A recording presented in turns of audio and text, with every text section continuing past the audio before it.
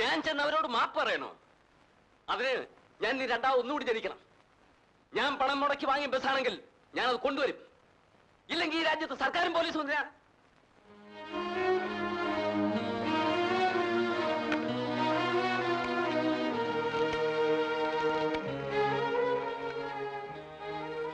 Hello, circle inspector Thampi തോമസിനെ ഒന്ന് വേണം.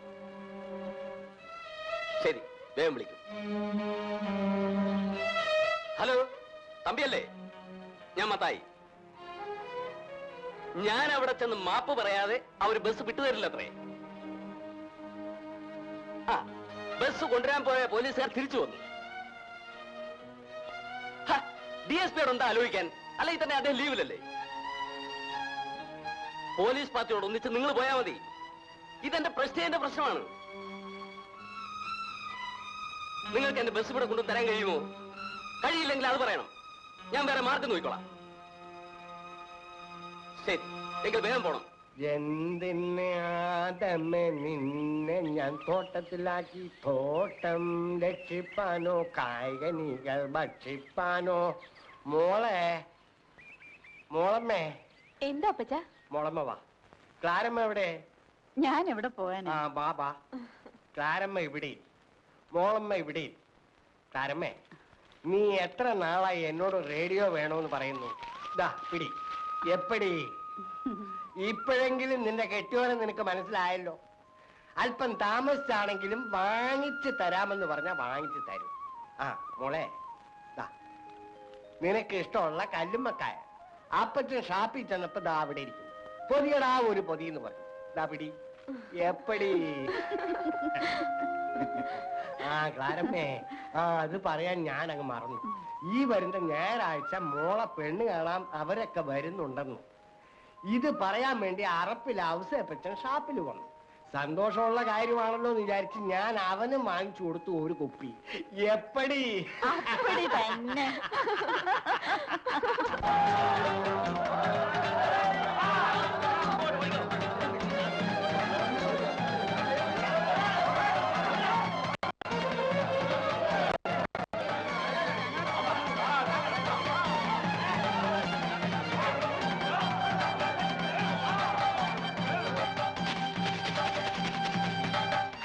അച്ഛൻ ഉടനെ അങ്ങോട്ടൊന്ന് വരണം. എന്താ, എന്ത് പറ്റി? ബസ് കൊണ്ടുപോകാൻ വേണ്ടി സർക്കിൾ ഇൻസ്പെക്ടറും കുറെ പോലീസുകാരും വന്നിട്ടുണ്ട്. നാട്ടുകാരും കൂടിയിട്ടുണ്ട്. പോലീസുകാർ തോക്കുമായിട്ടാണ് വന്നിരിക്കുന്നത്.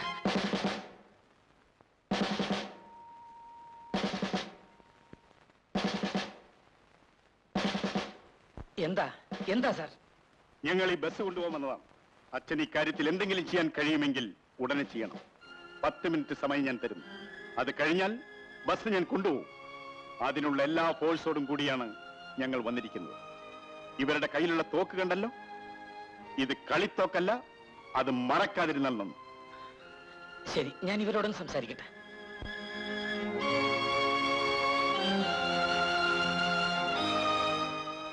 ആവശ്യമില്ലാത്ത കുഴപ്പത്തിനൊന്നും നിൽക്കണ്ട. സർക്കിൾ ഇൻസ്പെക്ടർ പറഞ്ഞത് നിങ്ങൾ കേട്ടില്ലേ? അവർ ആയുധങ്ങളുമായിട്ടാണ് വന്നിരിക്കുന്നത്. അവർ വണ്ടി കൊണ്ടുപോയിക്കോട്ടെ. അങ്ങനെ ആയുധങ്ങളുമായി വരുന്നവരുടെ മുമ്പിൽ തോറ്റുകൊടുക്കാൻ തുടങ്ങിയാൽ പിന്നെ നമുക്ക് ഈ ഭൂമിയിൽ ജീവിക്കാനൊക്കെ പറ്റോ? ന്യായത്തിന്റെയും നീതിയുടെയും മുമ്പിൽ തോറ്റുകൊടുക്കാം. അനീതിയുടെയും ധിക്കാരത്തിന്റെയും മുമ്പിൽ തോറ്റെടുക്കുന്നതിനേക്കാൾ ഭേദം മരണമല്ലേച്ചോ? ആദർശം പറയാനുള്ള സമയമല്ല സണ്ണി ഇത്. ജനങ്ങൾ ആകെ എളിയിരിക്കുകയാണ്. നിയന്ത്രിച്ചില്ലെങ്കിൽ കൈവിട്ടു പോകും. പിന്നെ എന്തൊക്കെ സംഭവിക്കുമെന്ന് കണ്ടു തന്നെ അറിയണം. എന്ത് സംഭവിച്ചാലും ശരി, നമ്മൾ പറഞ്ഞ ന്യായമായ ആവശ്യങ്ങൾ അനുവദിച്ചു കിട്ടാതെ ബസ് വിടുന്ന പ്രശ്നമേ ഇല്ല. ഇല്ലെങ്കിൽ ബസ് വിടണമെന്ന് ഇവര് പറയട്ടെ. മത്തായി മുതലാളിക്ക് പണം ഉണ്ടായിരിക്കാം, ഞങ്ങൾക്ക് അഭിമാനമുണ്ട്. പണത്തെക്കാൾ വലുതാണ് വെച്ചോ അഭിമാനം.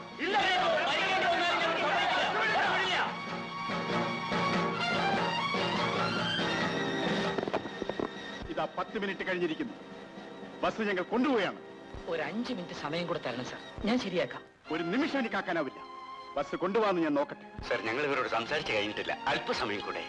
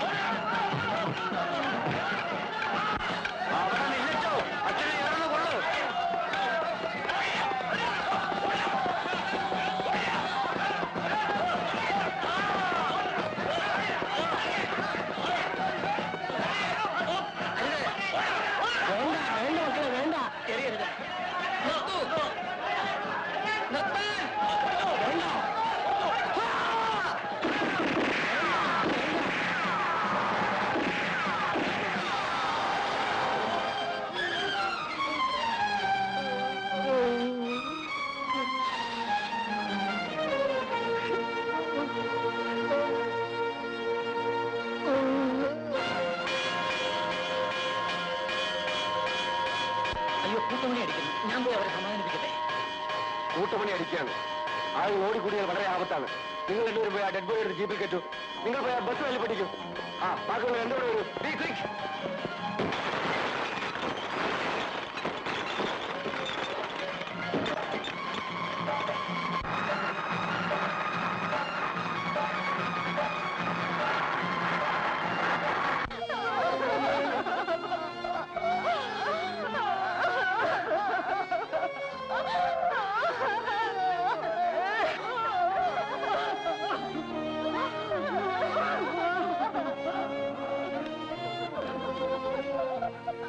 അച്ചോ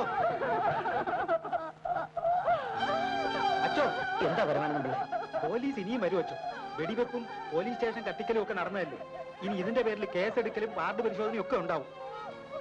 ആണുങ്ങളെല്ലാം വീട്ടിൽ നിന്നൊന്ന് ഒഴിഞ്ഞു നിൽക്കാൻ പറയണം.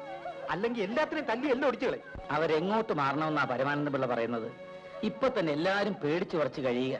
ഇതിനിടയ്ക്ക് വീട്ടിൽ നിന്നൂടെ മാറി താമസിക്കണമെന്ന് എങ്ങനെ പറയാ? മാറിയില്ലെങ്കിൽ ആപത്താണ് അച്ചോ. എനിക്കറിയാവുന്ന കാര്യം ഞാൻ പറഞ്ഞതേ ഉള്ളൂ.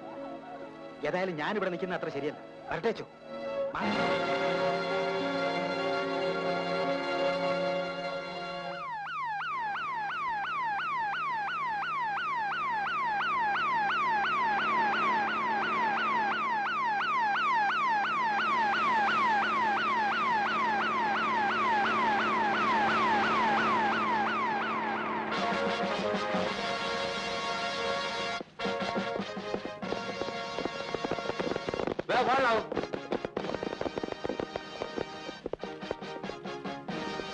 Be ready?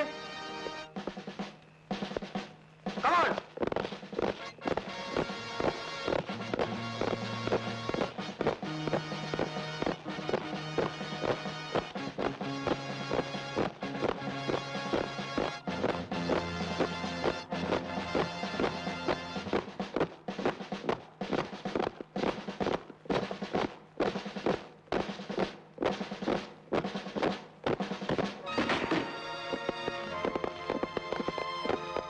അകത്തേരി ഒളിച്ചിരിക്കുകയാണല്ലേ? ഒളിച്ചിരിക്കുന്നു. അതിന്റെ ആവശ്യം? ഇവിടെ ആരൊക്കെയുണ്ട്?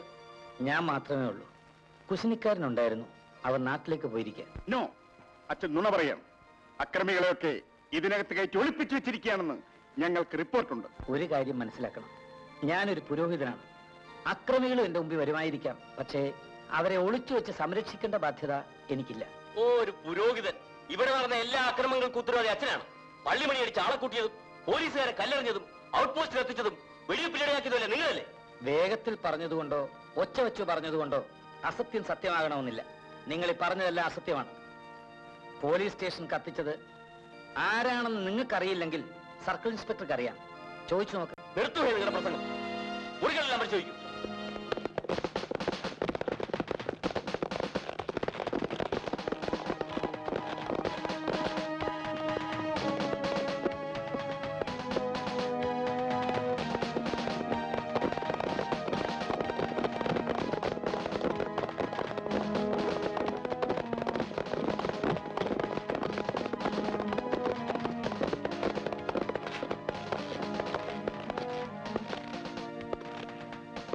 എന്തായി?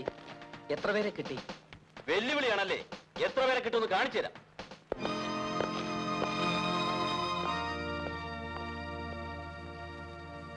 പിതാവേ, എല്ലാ വീടുകളിലും കയറി പരിശോധിക്കുക. ഒരുത്തനെയും വെറുതെ വിടുന്നു. പോലീസ് ഡിപ്പാർട്ട്മെന്റിന്റെ ചരിത്രത്തിൽ ഇങ്ങനെ നാണം കെട്ട സംഭവം ഉണ്ടായിട്ടില്ല. മനസ്സിലായല്ലോ? ഇത് നമ്മുടെ അഭിമാനത്തിന്റെ പ്രശ്നമാണ്. ഇതിന്റെ പേരിൽ എന്ത് വന്നാലും നിങ്ങൾക്കൊരു കുഴപ്പവും വരില്ല. പോലീസിനോട് കളിച്ചാൽ ഇങ്ങനെ ഇരിക്കുമെന്നും ഇവിടത്തുകാർ മാത്രമല്ല എല്ലാവരും അറിയട്ടെ. യാതൊരു മനസാക്ഷി കുത്തും വേണ്ട. ശക്തമായി നേരിടുക. പൊയ്ക്കോളൂ.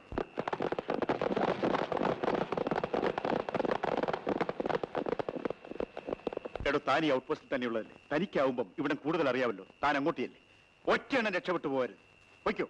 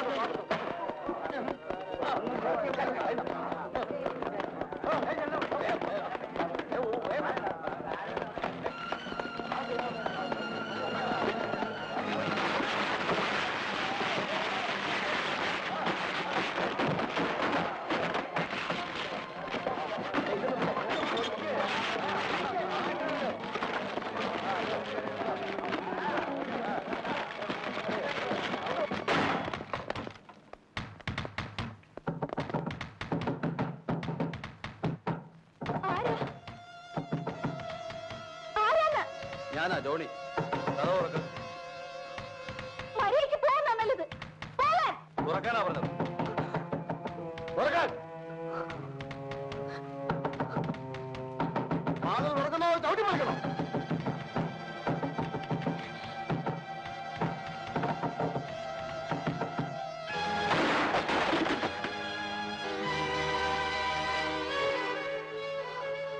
ഇറങ്ങണ പുറത്ത്. ഇറങ്ങണ പറഞ്ഞേ.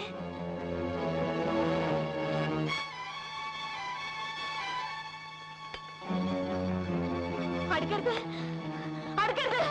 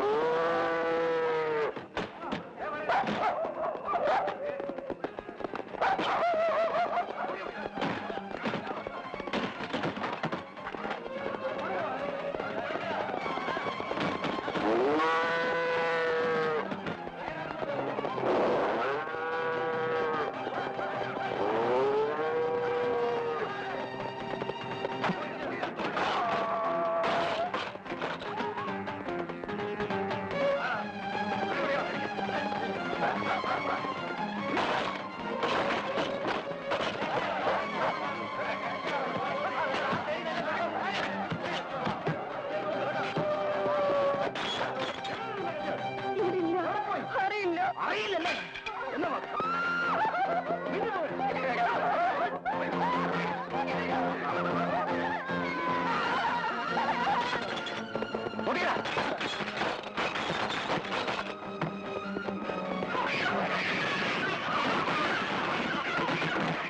ആരിവിടില്ലേ? ഇല്ല സാറേ, ആരിവിടെ ഇല്ല. നീയുണ്ടല്ലോ, അത് മതി.